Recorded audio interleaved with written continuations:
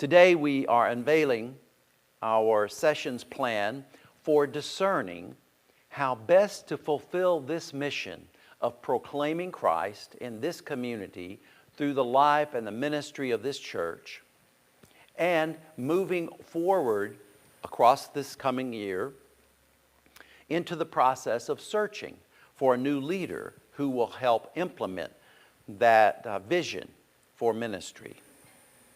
As the title implies, turn the page, the process that we will be using.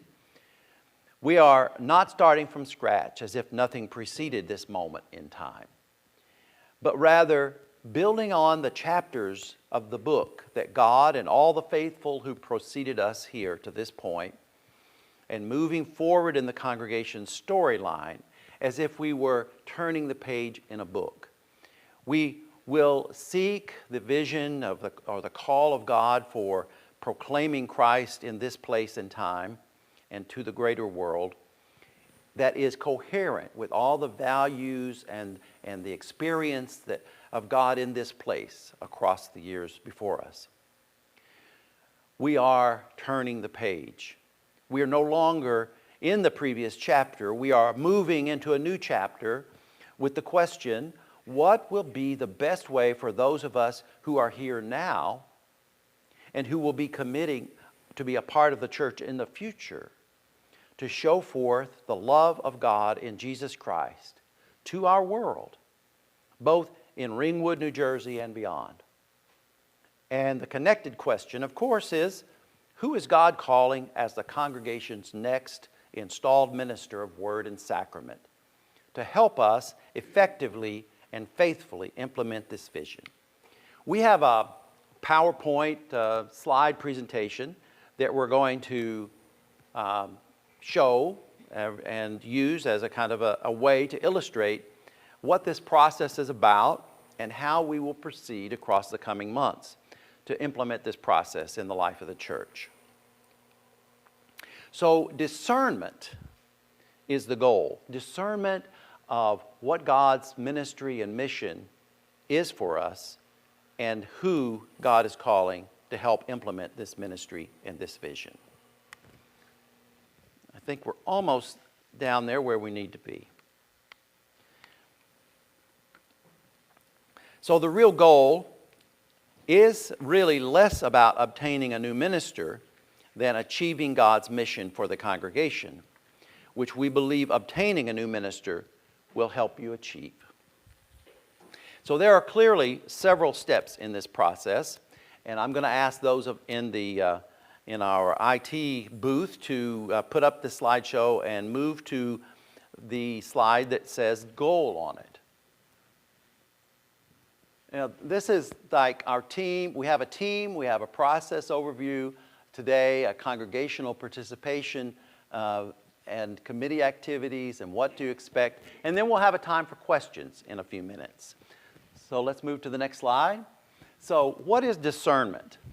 Discernment is, as a part of the process, we're using this process called turn the page to prepare ourselves for this journey. And this process is intended to lead the congregation and our leaders to answer these questions about God's call for the congregation and who is going to lead us into the future. You can go to the next slide. And this is laid out in a kind of like a target, but it really is more to represent the stages in the process. What's at the center probably should be God's intended future for this congregation.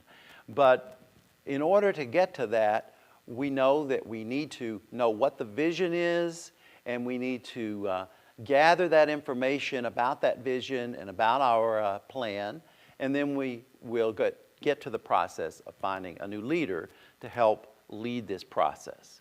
So let's go to the next slide. And this is our discernment team. Over the last year, the congregation has sought out, and the session has commissioned this group, and I'll be a part of this group and providing some leadership and a background of having led several other congregations through this process of search and interim ministry transition in the past, and we'll be using this process called Turn the Page. And we can go to the next slide. By the way, those of you who are part of this discernment leadership team, would you please stand up? Okay, so we have this group. Back up to the slide. Let's get the names right here. So Bob and Charlotte's at home because she's suffering an illness today. And Colin is here. And then Holly is here. She's our liturgist today. And Sue Kale is this is the we often will refer in the shorthand of this group as the discernment team. But this group of 5 is not actually doing all the discerning. The whole congregation is doing discerning. This group, I think more appropriately, it should be called the discernment leadership team. They are coordinating and assisting with planning the different activities. So we can move on to the next slide. And this next slide shows us what these activities will be. And they're different colors depending on what is happening. So there are 3 retreats that involve this group plus other leaders in the congregation, starting with the session and maybe some others as well. But the most important group of meetings will probably be the congregational activities that involve everyone. And as you can see here, there's a timeline event you're going to be hearing about in a few moments, and storytelling sessions you'll be hearing about, leadership capacity event, and the discernment event. So these ones in red are the ones that all the congregation will be invited to. So keep your ears open for those announcements about those things. The ones in gray are the ones where the discernment team is pulling in different people and doing specific things that help make this process work. So at this time, let's just go to the next slide. And these sessions are the ones that the congregation will be a part of. Congregational involvement events, timeline event, storytelling season sessions, discernment event, and leadership capacity event. So now we're going to hear about some of these events and some of these pieces of this program. Moving first to the timeline event that Holly's going to tell us about. Oh, I'm sorry. Colin's going to tell you about it. Okay.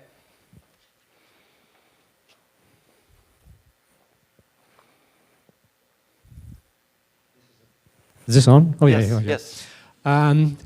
Welcome to our first audience participation interactive event. As you can see from the slide, what it will be is one very long piece of paper, perhaps 2 or 3, with the history of the church divided by decade. And you will be invited to add your stories and experiences on little sticky notes to the appropriate decade. You can see examples up here. And there'll be different colors. Red will be a positive experience or event. Like, I think that one up there says, I can't really read it, but it says someone's talking about their grandson being the 3rd generation to be confirmed in the church. I mean, obviously this is hypothetical. The blue ones are bad experiences. One up there talks about discovering the day that they discovered that the treasurer was stealing money from the church. Oh. Fortunately, that hasn't happened here, I don't think. And the third one, the green ones, are events or experiences which showed where the Holy Spirit is at work or where a time of personal spiritual growth. Now, why are we doing this? We're doing this because afterwards, when we have all these sticky notes up on that timeline, we'll be able to perhaps discern some patterns, some clusters, which might give us hints as to, the nature of our congregation, the spirituality of our congregation. Perhaps it'll tell us what our church does well. Perhaps it'll tell us what our church does not do well. And perhaps it'll give us some hints as to the kind of leadership we'll need in the future. This is our church. This is your church. And obviously, the more people that are involved and the more experiences and sticky notes go up on that timeline, the more we will learn from it. So look out for this one. This is coming soon. Okay. Bob is going to tell you about the next slide. Great. Thank you. In order to better understand how we're going to go forward as a church, we need to understand where we have been. The timeline event Colin just described is designed to help us visualize the important events in the lives of the congregation. It is also important to understand how our experiences as individuals and groups within the church have shaped who we are and where we need to go from here. So as part of the discernment process, we'll be asking you to share some of your stories. Now, some of us are more comfortable sharing our stories in individual conversations, and the team welcomes the opportunity to hear from each and every one of you individually, and will be available to do that. Some may also enjoy sharing their stories in writing, and we look forward to receiving these contributions. But others probably communicate better in group settings, where listening to others perhaps triggers memories or maybe makes sharing more comfortable. So we will be organizing small group storytelling gatherings, both in person and virtually, for those who are willing to share in these forums. We sincerely look forward to listening to your stories. Your stories will help us better understand our collective needs and will have the added benefit of helping us to get to know one another better. Participating in the storytelling process is one important way that you can contribute to our collective efforts to try to discover the best way forward as a church. And this will be starting shortly. I think it's designed to start after the timeline event Colin described, and we'll be moving forward in that, and you'll be hearing more of it in the weeks that follow. And we just need to change to the next slide, which is the discernment event. Yes. The storytelling and timeline events are designed to help us listen to and learn from each other. These exercises, together with the demographic study you're going to hear more about in just a few minutes, are opportunities for us to understand a little bit more about each other and a little bit more about our community. Once the activities have been completed, we're going to invite all of you to join us in a time of sharing, reflection, and discussion about what we have learned. The guide we are working for calls this a discernment event. It candidly sounds kind of clinical to me, and it's probably going to be difficult to persuade you to put a discernment event on your calendar, but it shouldn't. This is going to be your opportunity to help us share in the future of this congregation, so it's going to be important. Your participation, even if it's just by attending, will help encourage everyone else in the congregation and you to participate, and that your input is important, even if you may not think it is. So this is going to be a great opportunity to hear and get some input from the congregation. And speaking of input, the team will welcome any suggestions on the where, when, and how to structure this event, and we would especially welcome hearing from any volunteers interested in helping with planning and working on making this a successful event. So that will be the discernment event, and while that's not scheduled, that will be the next part of this process, as I understand it. Okay. And Holly again for the next slide. The Leadership Abilities event is where collectively we will identify the expectations, the abilities, and qualities that you feel are most important for our next pastor. What are you looking for in this person? We'll post a series of categories and examples around the room, and think of it like you would a job posting or your resume. What are those key words that you want to have, that you're looking for? Some examples are as a theological or spiritual interpreter. Should they be compassionate or a good worship leader or a teacher? Is it important to you that they be a communicator or technical savvy? And as an organizational leader, should they be an advisor or a change agent, culturally proficient, or maybe a finance manager? Perhaps it's important that they be a bridge builder or flexible or a motivator. Once everyone's done and you've had the opportunity, you've made your top 5 selections or something like that, the discernment team will tally all those up. We're not going to put any guidance to it. It's literally a collection of those selections, and they'll be included in the discernment report that we've been referring to and be used by the pastoral nominating committee on the search.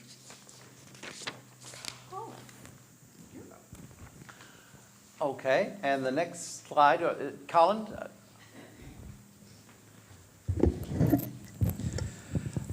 Well, much of this process is, of course, inward looking. We also have to look outwards. And I would ask you the question, how well do you think you know the community? It's probably not as well as you think you do. That's why we're going to do a demographic study.